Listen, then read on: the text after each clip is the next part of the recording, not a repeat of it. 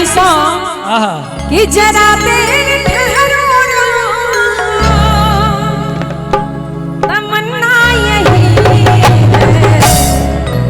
कि जरा देर ठहरो ना, तमन्ना यही है कि जरा देर ठहरो ना, तमन्ना यही है। अभी हमने जी भर के देखा नहीं है, अभी हमने जी भर के देखा नहीं है। जरा देर ठहरो ना, जरा देर ठहरो ना, तमन्ना यही है।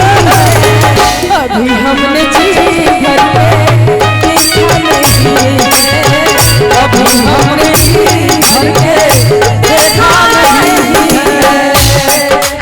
प्रेम से कहिए राजा रामचंद्र भगवान की जय हो, जय हो,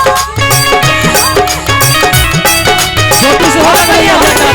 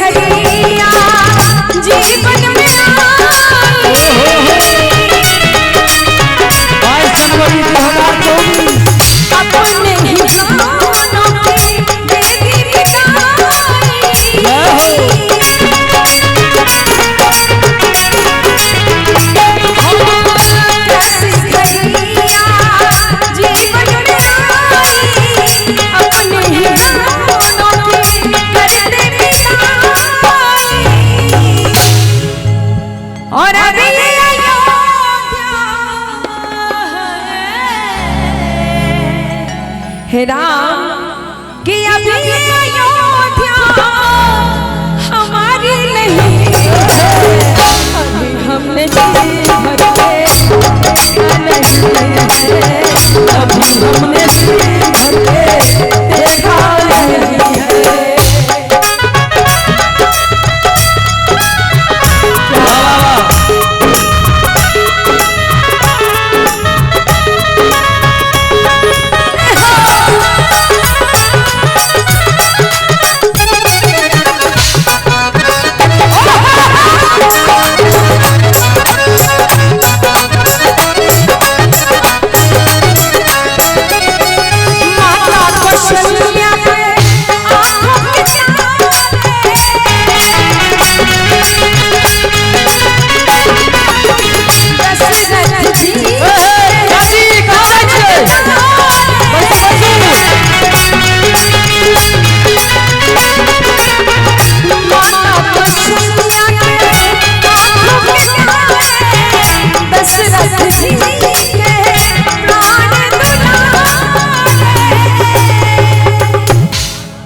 और कहना चाहूंगी कि दशरथ जी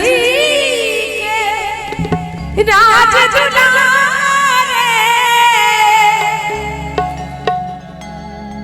और कभी अयोध्या कृष्णा है, कभी अयोध्या भुलाना नहीं है, अभी हमने जी भर के देखा नहीं है, अभी हमने जी भर के देखा नहीं है। जरा देर ठहरो ना, जरा देर ठहरो ना, तमन्ना नहीं है, अभी हमने जी भर के देखा नहीं है, अभी हमने जी भर के देखा नहीं है।